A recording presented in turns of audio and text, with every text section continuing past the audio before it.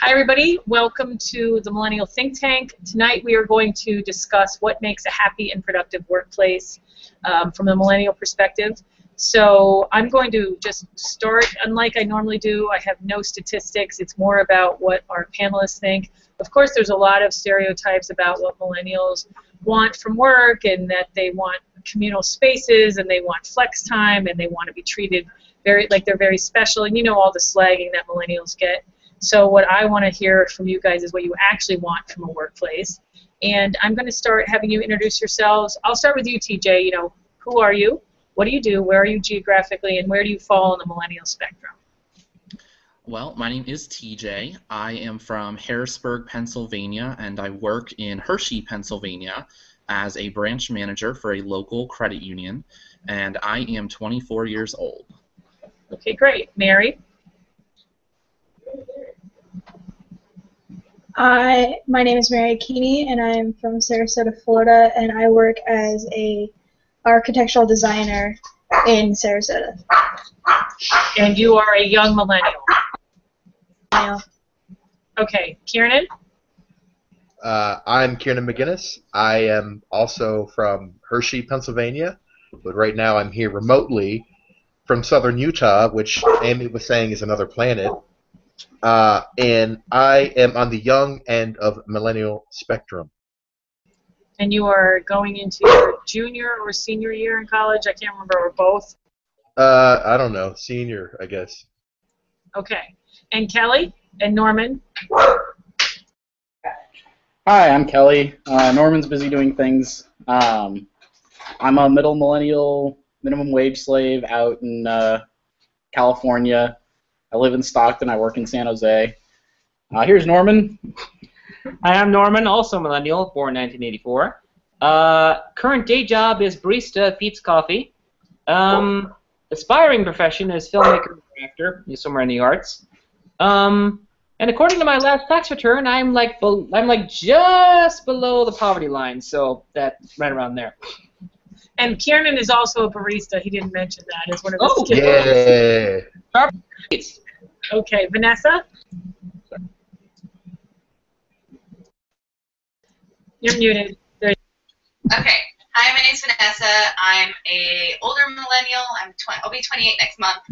I'm an analyst in the Bay Area, and I live in California. And you're not really older. You're like middle to younger. Middle. Millennials are like 18 to 35-ish. Okay. And Daniel, who's got his video working. Hi, Daniel. Introduce yourself. Hi, can you hear me? Yep. Okay, yep. Perfect. So my name is Daniel Torrance. Thank you for having me on the call. I currently work for SAP SuccessFactors, and I'm an HCM account executive. So I focus with working with different HR leaders from specifically the public sector and state and local governments. And I am really passionate about millennials and learning, how they think and how we can kind of start, transitioning into the workforce and being the change that, a workforce has never seen before in the past. And are you in an Uber right now? I am in a car, but I'm not in an Uber. Okay, it's a whole other discussion. We've talked about Uber a lot. Okay, so I'm going to start. I'm going to start with one question and jump in if you have an answer. And if not, I'll force you to tell me. But I want to know like the key things you require to be productive and happy. And I don't mean everything. I don't mean get your magic wand out and wish for the perfect work setting. But what are the top 2 or 3 things that you absolutely have to have in a workplace to feel supported or productive or happy, which I know sounds like a really emotional word, but it's true. If you're not happy at work, you're not going to do good work. So who wants to go? I have opinions on this. All right, go, Kelly. And I haven't drunk enough for that to be... at some point, yeah, but him first, yeah. So, first and foremost, I think freedom. Freedom's a huge thing to me, at least. Freedom to work on one's own projects, to work at one's own pace. When I'm micromanaged, that is the absolute worst situation, because that's the situation in which no matter what I do, it's not what the manager wants done. And there's no situation in which you actually get it right, because it's not right unless the manager is actually doing it themselves. So that's the first step, is some degree of freedom, some degree of, I'm going to tell you what needs to be done, I'm going to give you suggestions on how to do it, I'm going to let you figure it out. And the second thing is either growth or good payment, feeling like I'm getting paid adequately for the work I'm doing. Wait 1 second. Raise your hand if you feel like you're getting paid adequately for the work you're doing right now. I'm not raising my hand. Okay, all right. Oh, okay, so we've got some of these. All right, Cal, do you have more? Well, that's, I mean, if I was going to list two, those would be the big two, is basically knowing that if I'm going to put a lot of work into something, if I'm going to devote 40 hours a week, that I'm not making peanuts. Because, and I know I've had plenty of yelling matches with Albert about this, that a person who works in most minimum wage jobs actually puts in a kind of degree of physical labor that is, it's hard on their bodies, it's hard on their souls, because it usually comes with a lot of abuse from customers and managers, and people get paid nothing to deal with it. And the argument becomes, well, you didn't bother getting an education, you didn't bother doing all this other previous work to warrant you getting paid, therefore you don't deserve it. And I get it. Well, there's, I get it. There is a, there is a paid internship movement now versus the unpaid internship movement, and I hear you. I'm sure I wish Albert was here, because I'm sure he'd have a lot to say. All right, Vanessa, I want to ask you, what are the top 2 things you need to have a productive, happy workplace? I am very much driven by growth and development, so I definitely need either potential for growth or people that, like, it's very corny, but people that believe in me or believe in my potential and don't mind kind of massaging it or helping me grow. And then I really need, I had my answers prepped and then I lost my train of thought. So you can jump in whenever. Tell me about pay. Tell me about pay, though. Like, speak to what Kelly was talking about being paid for what you're worth. Because you did the middle thing, which probably a lot of us in this economy feel. I actually could even change my answer, because I feel like, given the level that I'm at, I'm probably paid fine. So I mean, anybody, you ask anybody in their current position, of course they want to be paid more.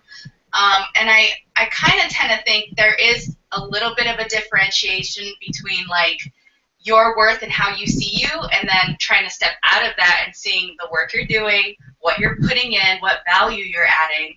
So that's kind of my opinion on that take. Okay. All right. And Kieran, okay, go ahead, Kieran.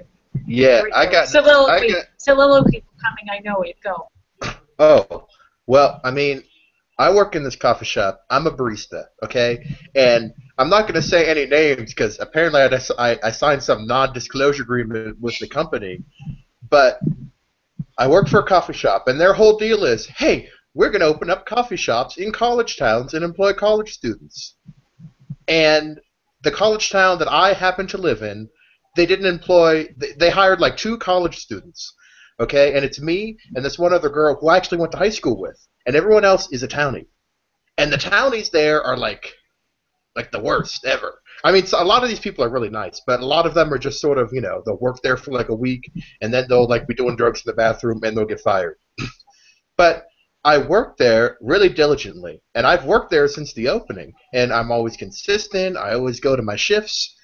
I get paid just barely above minimum wage, which is $7.25 in Pennsylvania. I think I get paid like $7.50. And what's more, I am subordinate to high school students. They're my boss. 3 years, Kieran? 3 years there? No, about a year and a half. Maybe a little bit more than a year and a half. Since they opened. And time to have those conversations where you have it with your boss, because you've been there for a while. I mean, have you approached? No, you don't understand. My boss is like the epitome of diagnosable personality disorder.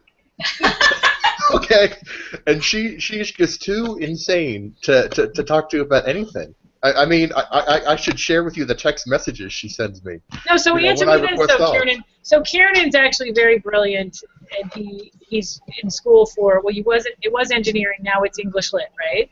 Switch, Well, right? well, that That's doesn't a that big doesn't help switch. your No, it matters for this reason. My major. I have a question that pertains to this because when I was in college, I was there to make money, a waitress, because I wasn't going to work for minimum wage, but I had different expectations from when I became a professional. So do you think about anything? Do you think about this when it comes to, you're graduating within the next year or two unless you decide to go on, right? And it'll be time for a real job. So then what? How does that, do you think about, like, what are the two key factors I need, especially because you know one of them is I don't want to work for someone who's bipolar, right? Or whatever the issue is, right? Yeah, well, I mean, all right, so I'm upset, and I'm sorry, I need to brood just a tiny little bit more on this company, because the CEO of the company was, like, taken to court years ago when this company went bankrupt because he and the former owner were embezzling money from a delivery provider. So the company went bankrupt, and they closed half of the stores. And what ended up happening is the owner ended up going to jail and taking the fall, and the current CEO is the one who runs the business now. And this guy wrote an article in Forbes, okay? He wrote an article in Forbes, and the article was about this. It's like, we here at such and such company believe that we do not need to hire trained baristas. We can train any idiot to make our coffee, because we believe that no matter how horrible the service is, if your product is marginally better than everyone else, people will buy it. And that's pretty much the gist of the entire article. We do not value professionals. We can train anyone to make our product, and it's so superior that no one will have a choice. Okay, so let me ask all of you then, do you think about the top leadership at your company? You know, especially if you're in an enterprise or a larger company, are you thinking about what the CEO is thinking? Does that trickle down far enough that it impacts you? Vanessa, go. I think so. I think that, I personally like to be a part of something that's, bigger and great and blah, blah, blah. And I don't want to be a part of something that I don't agree with. And I have left a company before because I didn't really agree with the way things were trickling down from leadership. And I think that's a choice that, we all either have to make or, take the responsibility in making. I'm sure everybody's situation is different, but I do think that there's some sort of, association if you choose to work for something or somewhere and you're not thrilled with the leadership, you don't want it infecting you or affecting you. Okay, TJ, I want you to answer that because TJ's in banking, which is a very traditional, he might be not traditional in the way he approaches it, but a very traditional industry or segment to be in. So do you think about your C-suite and the CEO? Does that impact what you do on a daily basis, or is it more your branch and your team and that's it? Yeah, I am very fortunate that the financial institution I work for is a smaller one. We have about just under 1,000 employees locally here. Now, our C-suite, for example, is very down-to-earth and very relatable. I have personally been to lunch with all of them. Every new hire sits in and has lunch with the entire C-suite to begin with, and that's the kind of culture that is ingrained in us from the beginning. As far as our mentorship programs, they are included in that. So you are required to meet with them and talk with them on a regular basis to the level you're comfortable with, but they really build that into us from the beginning. Okay, does anybody else have a mentorship program at their place of work? Okay, Vanessa. Daniel, if you want to jump in too, because I can't see you, because you have your video off, let me know. But Vanessa, what's the mentorship program? We have quite a few in my company, and I'm actually running the women's network one. So we have some targeted at veterans, which I'm actually trying to get that one off the ground too. A women's network, and then just normal, like, through our leadership and development, you can match yourself up with somebody. Okay, good. I actually wrote a post about that today, and we have more mentee viewpoints and mentorship viewpoints coming out over the next month. We're doing a series on it. Daniel, does your company have a mentorship program?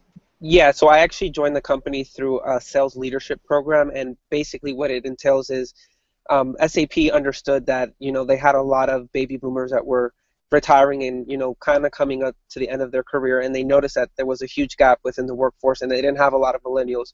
So they, this past year, they hired 300 people from around the world, and they split everybody up into 3 waves, and you basically went through a 10-month training program with people from all around the world, and there was senior leaders at one location. So everybody would kind of fly into California, and there would be a senior leadership team there, and then other executives from around the company would come, and you would be there 3 months out of the 10 months, and then the rest of the months you would be out in the field getting ready for a sales role. And when you're out in the field, you're shadowing and you're being mentored by a seasoned sales executive. So I think having that experience and being exposed really helped me kind of accelerate my career within SAP, because it was different from just starting out and kind of having to figure out everything by yourself. Yeah, you might have a manager, but what I saw this academy did is it kind of exposed you to different parts of the business that you wouldn't had the chance to be exposed to that if you weren't put in a program like this one. And it also helped me gain a global network. So, in a couple of years, if you do want to do an international role, you do have, connections in different parts of the world. So I think, any millennial that is looking to kind of like launch their career within corporate America, the whole leadership mentoring programs are very, very popular now, and they're, I think, very beneficial to launching your career. Okay, so answer me this while I have you too: is do you think about your CEO and the C-suite of the company? Are you aware of sort of where their mind is at? Does it trickle down to you, or is it something very separate from what you see as your job? Right. I definitely am interested in what they're thinking, and kind of I follow them on social media. I'll sometimes retweet them on Twitter just to kind of know what their vision and their strategy is. And luckily, both the CEO of SAP and also the head of the line of business are both very active in the community. So it's not like you know them and you kind of never hear from them again. It's like you know their name, you know what they're doing, you kind of know different initiatives that they're doing outside of the company. And that's something that very interests me. I look for role models, and when I can look at an organization and look up to people that are in leadership, that's definitely a place that I want to be, rather than I've worked for different companies that you work with leaders and you're like, oh, this is kind of what it is to be a leader, and expectations are really not there, and that might discourage you from wanting to pursue a career within that company. Okay, so so you have a mentor, or are you in a mentorship program? Like, do you have a single mentor that you sought out and you have a sort of formal mentorship plan with, Daniel? I have in the past. Right now, I have a couple that I reach out to that, the mentors throughout the program kind of change. You do keep in touch, but because, you go through different roles within the program, or, different mentors for different needs. I do have a couple on my current team because I just started my new role not too long ago. And we kind of, do a weekly cadence call. Kind of, this is where I'm at. This is what I'm working through. These are my challenges. How can you help me, overcome them? Typically, what have you done in the past to overcome this type of thing? Okay. All right. So I need to know this from the rest of you. Vanessa, do you have a single mentor, somebody that you're connected to that is your mentor? I do. I actually have, I think, 3, and they're all targeted at different things that I'm trying to do. And did you seek them out? Was this part of the company structure, or did you did it on your own? I'm super pushy and nosy. Okay, good. All right, Kelly, God knows you need one, but do you have one?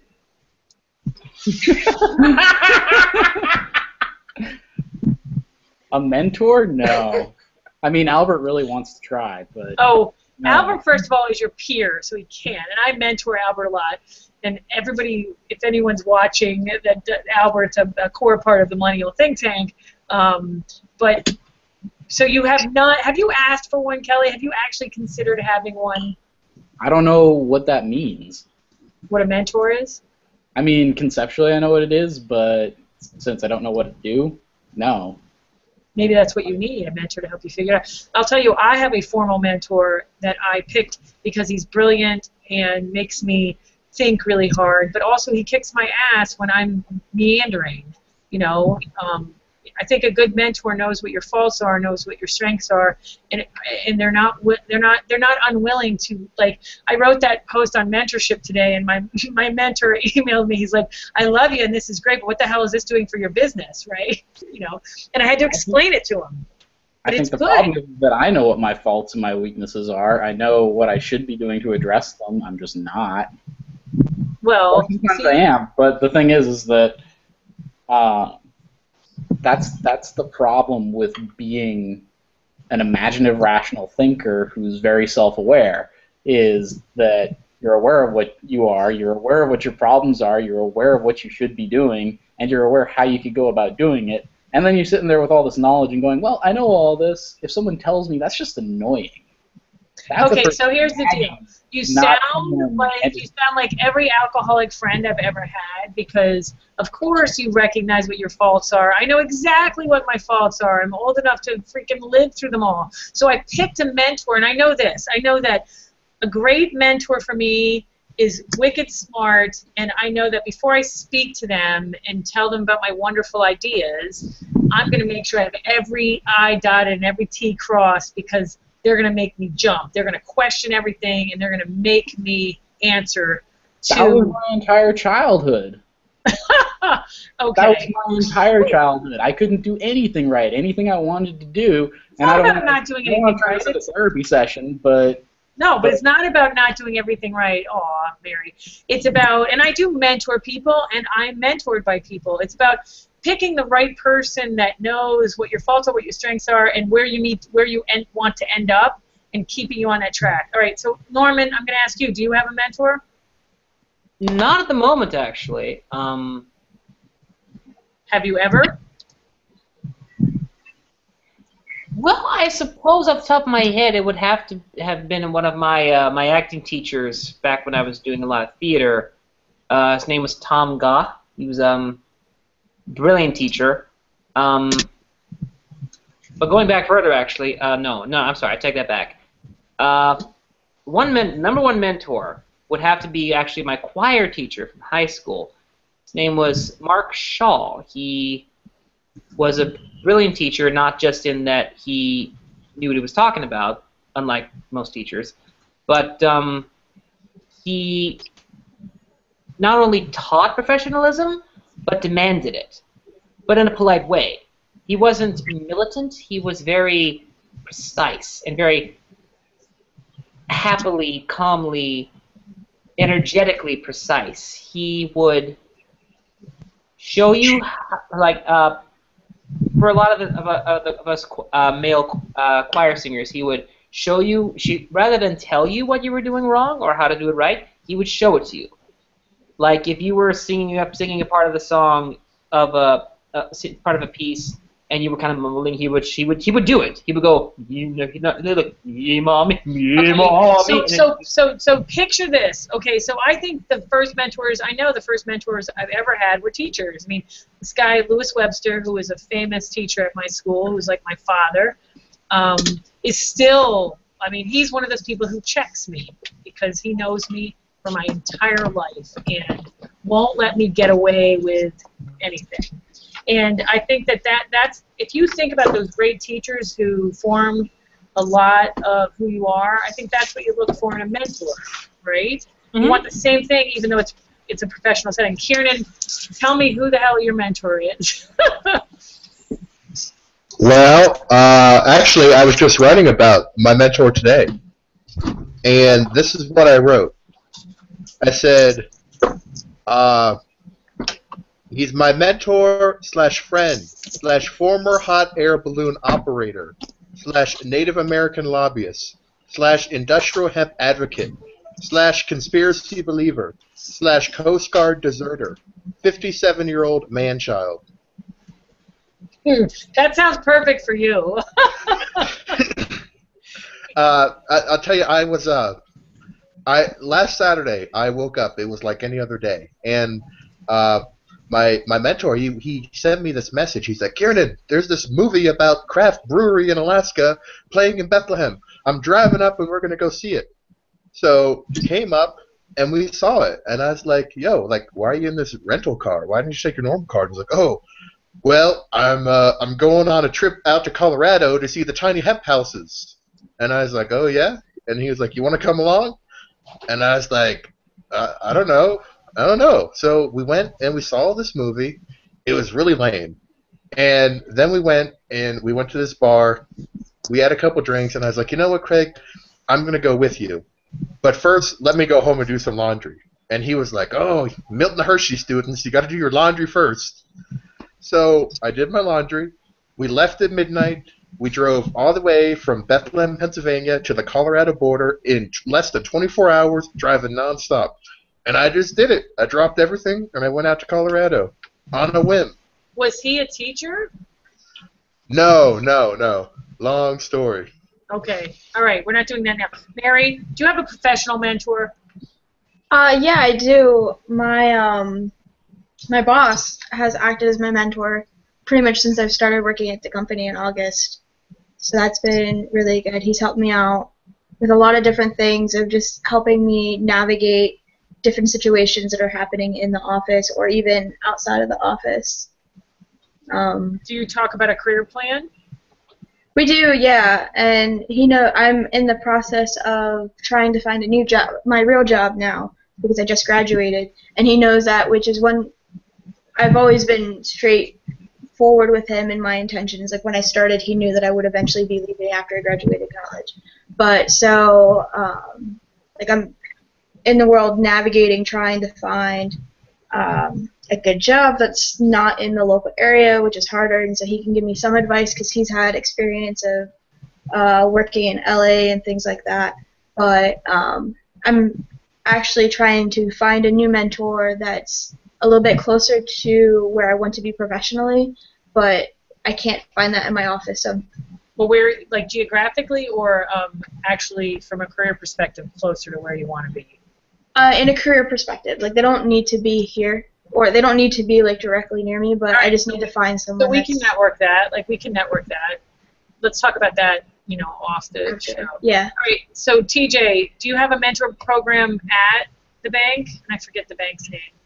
Yeah, we do. There's several different ones, like smaller ones, and then there's ones where you can get paired up and matched to a specific mentor that you're paired with for about like an 8-month program out of the year. But that's kind of like a set in stone thing, and then at the end of the year you can choose if you want to continue it or if you just want to let it go. But to me, the biggest mentors are just the people that are willing to, like you said, tell you what you're doing wrong or give you advice. They're the people you go to naturally when you have a life question. You might not specifically say, you're my mentor to them, but they're the people that you call first, even not your parents or anything like that, but, if it's professionally, you might call your boss, or you might call a former boss. I still stay in touch with a boss I had back when I first started with the bank about 5 years ago. He now lives in Texas. Every year I send him a little happy birthday. He checks in with me, randomly, and we stay in communication. So to me, he was like my first mentor when I first started with the company, and it's just grown organically. Okay. All right, good. So here's a question I have to ask. It's a very straightforward one. How many of you work in an open office plan where you do not have your own office? Raise your hand if you work in one of those. Okay. So Daniel, tell me about it. Is it cubicles? Is it just open space? How is it set up? Yeah, for the most part, when I am in the office, it is open space where, I kind of go into 2 offices. One office, it's just desk next to each other, and you might have like a small divider between each of the desks. And then the other one is more like, it's kind of like semi-cubicle, but the cubicles are open, so it invites a collaborative environment where you can engage with your team or your coworkers, and a lot of times we meet in conference rooms as well. Okay, do you ever wish that you had a door you could shut, or do you love this open environment? It's kind of like a love-hate relationship, because for some things you kind of do want to get away and really focus and get what needs to be done completed, and then for other other times you might, want to shout out a question, or you might want to bounce an idea off of somebody. And with that open environment, it's really easy to be like, hey, what do you think about this? Rather than, going to see if, somebody's doing something in their cubicle, you could just turn around and see if they're available rather than walking or going somewhere to see. So for engaging in collaboration, I do like it, but for when I have to maybe take like a customer call or something, a little bit more personal. Yeah. Okay, Vanessa, what's your space like? Is that what it's like? Kind of the same. We do have like assigned seating, and they're like cubicle-like, but it's long tables, and I sit with the only people that have offices are the VPs, so I sit with my entire team, and I agree with Daniel. It's a love-hate. There are times where I'm an extrovert, so I feed off of other people's energy, so it's great, but there are times where like I just can't hear the phone, and I have to like take it in a room or something. Yeah, it's supposed to be this. We were working with a financial institution in Canada that decided that they wanted to become millennial ready. So they decided, without any research, to just rip down all the walls and make it an open office plan in a financial institution. And I said to my partner, where did they come up with that? Well, millennials like open spaces. We want them to be happy. With absolutely zero research as to what the job is, what you're doing, and whether it matters. And we've been doing some things with MIT's Creative Lab that does a lot of studies on space and how that impacts productivity and what people want out of their workspace. So I don't even know if I want to ask Kelly if he has cubicles, but because Norman, I can't remember what you do, and whether your workspace would have that. Currently, I'm at Pete's Coffee, and it's like any other Pete's Coffee. It's very open. There's no real office unless you count the big table in the back room, where most of the paperwork and management work stuff is done. But what I kind of find is that I actually used to work at Starbucks, and I was there for about 2 years, and I made a bad joke about them earlier, which I do take back actually. But one weird thing I've noticed is that. And I can't tell if this is just something that's on the management's part or if it's just something that I happen to be doing personally, because back when I was at Starbucks, they would always be okay with you saying you want to do one certain thing. Like if you want to handle the pastries or just handle tasks, cleaning tasks, or handle the register with people, they would always be open and letting you just say, I want to just do this today, and you'd be fine with just doing that for most of the day. But at Pete's, as much as I prefer Pete's over Starbucks, they seem very intent on keeping me on the register. And every time I try to go do something else, like handle a pastry or do other thing, I'm called back to ring every 5 seconds. Maybe you're really bad at pastry making. Annoying. Maybe you're a terrible pastry maker. Maybe. if that was the case, I'd appreciate it if they just say so. So Mary. Because Mary works in an architecture firm, right? The traditional architecture firm, right? You're muted, Mary, so unmute. So what is your space like? And and where are the architects versus the laborers? Which I know you're not really a laborer. We're designers. Okay.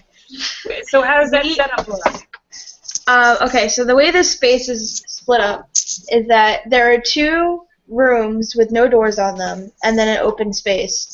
One room the office manager has because she can't focus. She's very energetic, and if she's in a room with people, she just talks and won't get her stuff done. So she got separated from the group. But otherwise, we all sit together at tables that have a partition on them. So like we can't necessarily see each other, but we're all right there. We're not in cubicles, but we have our like unofficially assigned workspaces. You have like blinders, right? They're like yeah. So like, because the architect, he sits at the like back of the table. So he's out there with all of you in the communal he's space. Right there. Like we have communal music that for some reason they have me run, which I don't know why, because I have like the weirdest taste in music, so I have to ask people what they want to listen to. So how many times a week do you wish you had an office where you could go close the door? Not very often. It's better now. I think a lot of times, because before someone else was working with us, and we started having problems, and it was just becoming a tense situation because just a lot of things mixing together, and so it was really tense. And then I wish I could just kind of go away. So in an office plan like that, one person can screw up the entire chemistry, right? Yes. Yeah. Yeah, like one person can screw it up. But she left and someone else came in, and now it's great. Like, there's been a couple times like that I really need to focus on something, and so I just need to remember to bring in headphones. But otherwise, like, I love having it this way because we are a small business, and so we know what's going on, and they want us to know what's going on. So even sometimes, like, the boss and the office manager be talking about something that they haven't fully told to us. Like, we know the situation's happening, and like something new information's come in, and we'll just be like, oh, what happened? And then they'll tell it, like, so that everyone's fully within the loop. So collaboration, it's great, and then you need. Yeah. All right. So TJ, I'm gonna guess that you like not having your office door closed, but you go and tell me. Correct. I hate having my office door closed. There's only 2 reasons that I close my office door. Number 1, because I am a big advocate for speakerphone. I hate having that thing like this while I'm trying to type because I'm not productive. So then that's just too much background noise. So I close my office door if I have speakerphone on. And number 2, of course, if I'm having a private conversation with one of my team members, that requires that door to be closed. I do work in the public. I used to have a cubicle when I worked back office in IT, and I loved that thing. I mean, I had outlets anywhere I needed to plug any of my stuff into, so that was number 1. But yeah, I keep my office door open because I like to hear what's going on. So if you could, so TJ's the branch manager. He's a very young branch manager. So if you could, would you rip the whole office walls down and just have privacy when you needed it so that you could be out there? Yeah, I spend 1 day a month at our center teller window running as a teller because I like to stay engaged and see what's going on, not only with our members but with my team if there are any problems. I mean, I've been known, I'll go out back and walk out back with someone while they're smoking if I want to also have a private conversation. You just have to get away. You don't need a physical office door for that. So are you unusual in your company for the extrovert part? At your level? Yeah, I'm actually an introvert by nature, but I have that weird capability where I can switch to an extrovert when necessary. So, but I prefer to be alone. Like, I will go into the office on a Saturday afternoon when we're closed because I can get more work done with no one else around. I'll just have some music playing, but I'm in my own environment still. I can't work at home, because I can't connect in, but I like to be. Oh, because of security reasons. So if you could work at home, would you do the hard work when you were alone at home? Yeah, I would, just because I'd have access to things and it would be a little bit more comfortable. But I don't mind. I can be sometimes a little bit more productive when I'm at my desk because I have files, papers, anything that I might need. I can type emails and stuff from anywhere, so I do that now. But Yo. Sorry to interrupt. Amy, we should do a think tank about Myers-Briggs personality types. Because everyone loves the self-indulgence of, looking through that stuff.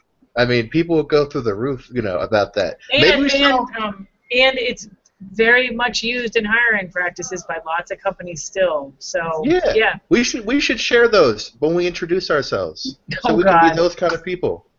Okay. All right. I like that. All right, I have another question. All right. So how do you want to be communicated with by your supervisor? What is your preferred method of communicating with your supervisor? I know that Kelly already said never, unless absolutely necessary. But what I'm talking about is in person. Is it necessary for you to meet with your direct supervisor in person so you can look them in the eye? Is a phone call okay? Is email? I'm doubting that text would be, no matter what people think about millennials, text is not usually the way people want to be communicated with at work. But Daniel, so how do you prefer that? We'll go down the list. For me, what I'd like to do is build a strong relationship with my manager, and as much I would like to communicate as much as possible with my manager. I try to have calls with him at least 3 times a week. If it can't be in person, then over the phone. I really don't like communicating through email with my manager just because a lot of times the questions that I'm asking him or need advice on just can't. It's easier for me to communicate it over a phone or an in-person interaction rather than through email. So that's kind of my preference. Okay, Vanessa?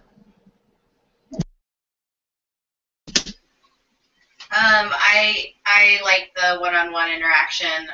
If it was my way, we'd meet at least for 30 minutes once a week. But I'm flexible. I understand a phone call. I understand email. Email, I feel like you have to get more clarification because, you know, a lot can be left unsaid. But I prefer like just some one-on-one time. But what about a video conference? Like, are you in the same workplace with your supervisor? I know, Daniel, you're not, right?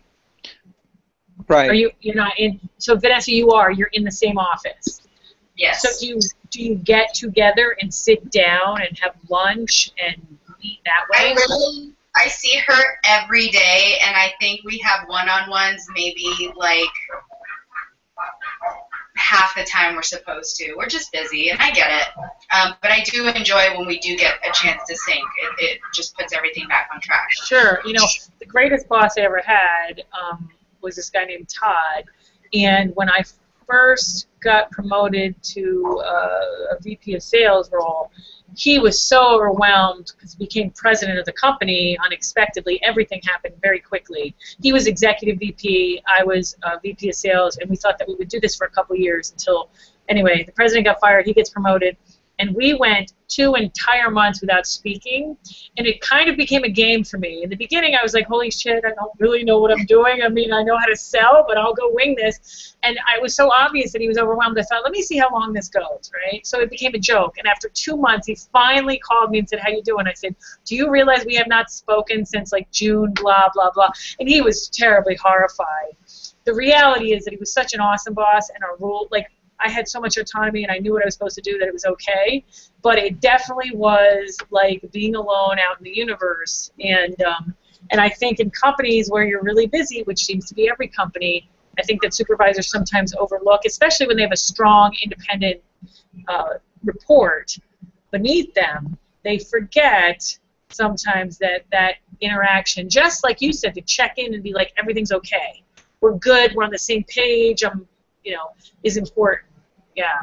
So, all right, TJ, how often do you talk to your boss? I'm not in the same physical office as my supervisor. So we have a team conference call, video conference call every Monday for an hour. And then as far as like a one-on-one type situation would go in person, she tries to make it around to each of our branches at least once a month. But we do then see each other in between then, random meetings, things like that. I do email my boss, I can call my boss, I text my boss. For the most part, my boss knows if I am reaching out to her, she knows it's something that she needs to look at right away, so she will usually get back to me right away. Someone mentioned, the type of feedback. Immediate feedback is very important to me. Coming back like months later or something, that's irrelevant at that point. Oops, sorry, I forgot to. I want every one of you to speak to that because immediacy of feedback is something millennials are famous for. Wanting to know right or wrong, how am I doing either way. So at some point I'm going to have you guys jump in, but I want to know Kiernan. So I know this is not Kiernan's career, but it's Kieran. You obviously care about the job that you do because you have so many emotions about it. Is there any kind of coaching or sales meeting or anything happening? I mean, not really. I mean, we have training sessions where they're like, hey, you guys are all paid minimum wage, so we're going to give you a bunch more responsibilities to do, and we're not going to give you the proper facilities to do that. And then the air conditioner is going to be busted for 2 weeks, and we're not going to fix that either. Here's the thing, though. You guys rag on Starbucks, right? This is what I know about Starbucks. My good friend owns her own coffee shop now. She worked for Starbucks for 10 years, worked her way up the ladder from barista to trainer to one of those people who go around and open stores for them, right? Real businesswoman. Learned tons of business skills. She did, and now she runs her own very successful independent coffee shop, but she does her own way. She doesn't do it totally on the Starbucks model, but here's the thing. The one thing I see about Starbucks is they do mold people from barista into manager into someone who stays at the corporation forever. So you can rag on your your company, well, I mean, you can rag on Starbucks all you want, but there's something right there, right? There's something right when there's a pathway. I mean, Norman, at Pete's, is there a pathway to any kind of career, or is it just you're a barista, the air conditioner is broken, I don't care, you know, is that it? Well, no. Well, as someone who worked at Starbucks first, I will always be thankful and appreciate Starbucks for the opportunities and the experience they gave me, particularly them actually being my very first real job. I mainly moved to Pete's because I've always preferred Pete's coffee, not necessarily business practices, but just their product. I always preferred the product. But I will say, at both Starbucks and Pete's, there definitely is an equal opportunity for people who want to stay within Pete's to, you know, go up the ladder, so to speak. I will comment that it seems like Pete's is more lenient in terms of who or how many people can go up the ladder, because at least at the Pete's I'm working at, there are some people who are in charge who I definitely feel should not be in charge, but that's different stuff entirely. I will say, at the very least, Starbucks seems to be a little more careful. Maybe not as much, but a little more careful. Because one thing I did enjoy about working at Starbucks was that the manager I had was fully aware of how crazy she was. And that's something I always look for in people who are aware of how crazy they are. I know I'm crazy, you're okay with that, you know you're crazy, I'm okay with that, so we're okay with each other. So the manager I had at Starbucks occasionally did things that I felt were, let's say, unprofessional, but at the very least, she was aware of the mistakes she would make, and she would make efforts to try and help, you know, resolve them. My current manager doesn't seem to have that. He seems to be, to put it in my own way, one of those people who has a disability but was never diagnosed. So, yeah. So he's not aware of how much of a jerk he's kind of being. At least in my opinion. And everything. This is all just my opinion, my own experience. Of course. I mean, that's why we're here. So, yeah, so again, to answer the question, I will say both Starbucks and Pete's seem to have the same kind of opportunities to go up the ladder if you so choose. But again, it has to be your choice and the efforts you make to go in there. But at the very least, as much as I prefer Pete's product, Starbucks seems to be more careful with the people it tries to allow into the ranks. Which is probably one reason for their massive success. I mean, so, okay. I want to go back to the feedback question. Mary, I'm going to go with you. So how important is immediate feedback or constant feedback? Because this is, you know, one of the, for you guys who haven't been on here, one of the reasons we started the Millennial Think Tank is that at some point my head almost exploded with all the generalizations and stereotypes and assumptions about millennials that are just utter garbage. And I've done a lot of work on, you know, student loan debt, the recession, all the things that have impacted millennial careers from a really early age. And so I get really frustrated when assumptions are made about millennials that I see millennial behavior as very similar to Xer behavior when they were 20 years old and Boomer behavior when they were 20 years old. I mean, there are a lot of things that all of us do that are simply either because of our age or experience level or whatever it is. But May one I of the things, add that? What? May I add that? Not right this 1 second. It's one second. Let me just finish that. So, so one of the big complaints or stereotypes of millennials that you need constant and consistent feedback, and you know, some people would say pat on the back, other people would say no, just understanding where you're at, because we're in such a fast time world where we have constant validation or criticism. So Mary, tell me what that's like, and does it matter to you? Because a lot, you know, traditional method is once or twice a year you get a review. That's when you get your feedback. And the rest of the time, just do your job, meet your goals. And unless you're in sales where it's a constant thing, that's how it is. So how important is it for you to have constant or quick feedback? For me, it's very important, but for me, I'm in a slightly different situation of a big part of my job is creating blueprints that are going to be used for buildings, and they have to be to code. They have to be able to pass city Sure. Permitting process. So a lot of my feedback I get quickly, which also being in the small office helps that a lot, so that if there's a question of like we get feedback from one of the engineers and it's just like I have no idea what this means, so I'll like just be like, hey Ed, when you have a second, I have a question for you and all of that. But at times it can be, for me, it can be too easy to get something answered to where I'll catch myself of like that I'm always just asking questions, and so I have to like force myself to stop and like I'll just figure, like if it takes me more than like 5 minutes, then I'll ask, but I need to like figure it out. So that's different than feedback on your actual performance, because that, I mean, I guess it's your performance, but it's your job and you need help. Yeah. Where you're in an office with architects and people who are experienced in code, right? Yeah. Right. Well, but I with mean, that, like, it often, go ahead. with me asking those questions, it ends up a lot of times translating into getting feedback, and because he is very much my mentor, so I get a lot more feedback than just twice a year. And that's a good thing? I think it is a good thing, so that we know. I think it's good for anyone, because then we know we're actually going in the right direction to where we need to be going. Okay.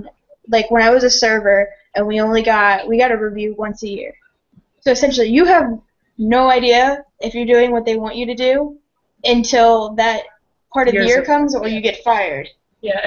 Like that was it. It's like either you get an okay to good review or you were fired. You never got like a warning of what was going on. So I think it is good because it keeps people productive, motivated, as knowing that they're actually going somewhere instead of just spinning their wheels, going in circles.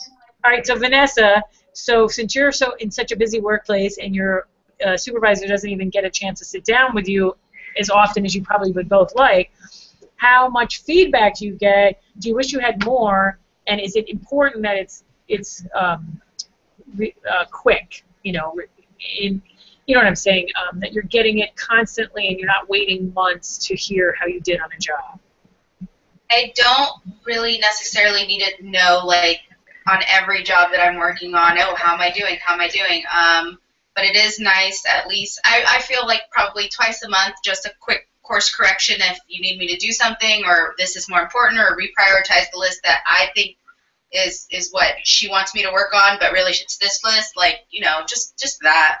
I'm not so much focused on like, oh, your attitude on this, or this is how you should be doing it. It's more like, okay, are we still working towards that, priority? Oh, we're not? Okay, cool. Just let me know. So that's kind of what I'm doing. And Daniel, how about you?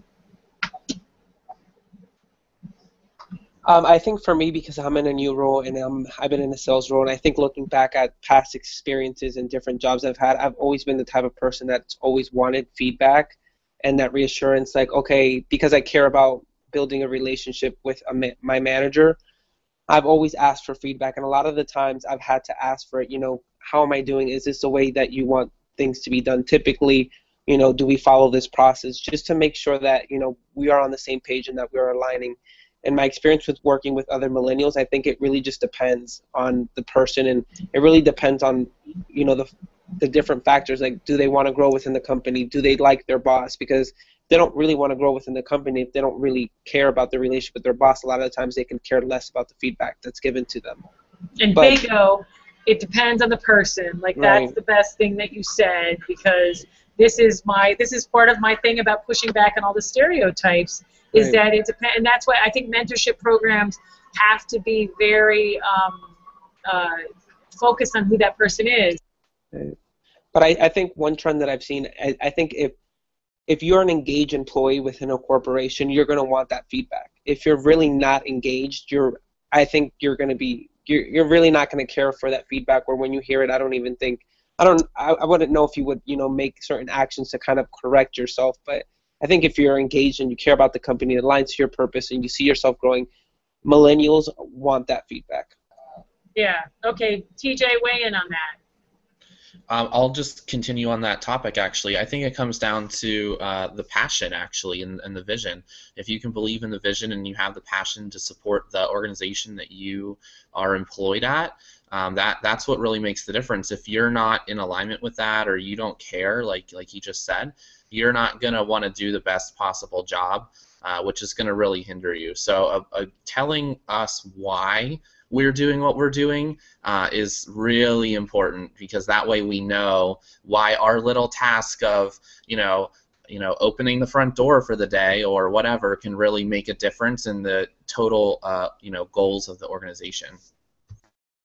Okay, cool. All right, so I think that's actually a good ending point. I would actually love to know the worst workplaces you've ever worked and why they were the worst. That was one of the questions I didn't get to. TJ, because you're such an optimist, I need you to tell me, was there any place bad that you ever worked and why? I mean, I guess I would just have to go back to when I was in college and I worked as a server at a restaurant. I mean, that's just torture. I picked it back up part-time recently and quit again because it's horrible. You know, that is so funny, because when I was in college, I loved it because you could make a lot of money quickly. I mean, I worked at nice restaurants, made money, but I knew that when I became an actual adult, I would never want to do it again. Vanessa, what's the worst place you ever worked? Not that you don't have to tell me the name of the company, of course. I mean, what was it like? I actually worked for a really big bank, and I hated it. It was not awesome. Because they were a bank, and it's interesting because my partner actually came out of finance, and one reason she left it is because she was working on a team that was incentivized to find a way to make more money off of credit cards, and what they did was they changed the payment date because they knew that it would be hard, because most people were paid on the 1st and the 15th, so they changed the due date to the farthest time from one of those payments because they knew that people would pay late and then they would make $1 million in late fees, and she was like, that's it, I can't do it. Mm-hmm. So was it that kind of a thing, like the soulless thing? Yeah, I can't. Gaming and you're supposed to be taking care of people, but everything's a sale, and I like sales, but not that much.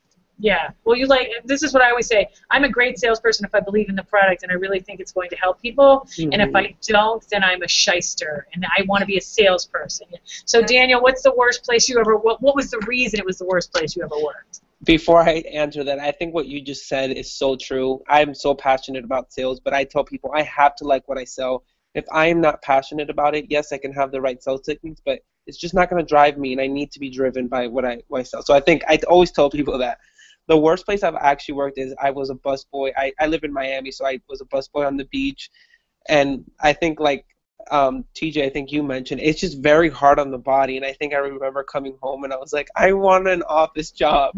That was Kelly, yeah. It was like minimum wage jobs are physical. Yeah, I mean, they're tough. So a friend of ours, a friend of my company's, and a friend of the think tank is a guy named Mark Babbitt, who owns a company called U-Turn, and they help interns get paid internships. I mean, it's like a career building company. Amazing guy. If you guys ever want to pay attention to a blog that gives you great advice, I mean, Mark's one of the real deals. But one of the things we learned, we did a hangout ages ago about how to get a job and keep it as a millennial, and one of the things he lectured every college student was, you need 6 internships before you graduate. Like when I went to school, honestly, it was a delay of adolescence. It was go party, learn, have fun. None of us were getting. I mean, I had a job because I had to. I was one of the few poor people that went to school before I went to college. But what I think about all the time now is what I learned being a server. Sorry, my dog's going nuts. Stephen, can you make her shut up? So I got a lot. Yes, Mary knows it's Gina. I got a lot out of being a server and doing that type of job and knowing, hell, I don't want to do this for the rest of my life. But a lot of college students don't even get that opportunity now because they have to get these internships where they're professionals overnight. So I wonder about that often, Sorry. Every single show, my dog has to freak out at least once because we do it at 8 o'clock at night. All right, so we're actually at 9 o'clock, so I'm going to end the live broadcast. My dog's actually going to end it for me. We'll come back next month, and we're talking about mentoring. And I know we did a lot on that now because it's top of mind for me, because I think it goes hand in hand with having a happy, healthy, productive workplace. But we'll be back next month. I don't know the exact date, but I will email all of you. And thanks for watching. I'm going to end the live broadcast, and you guys can stay on if you want to hang out. So bye, everyone.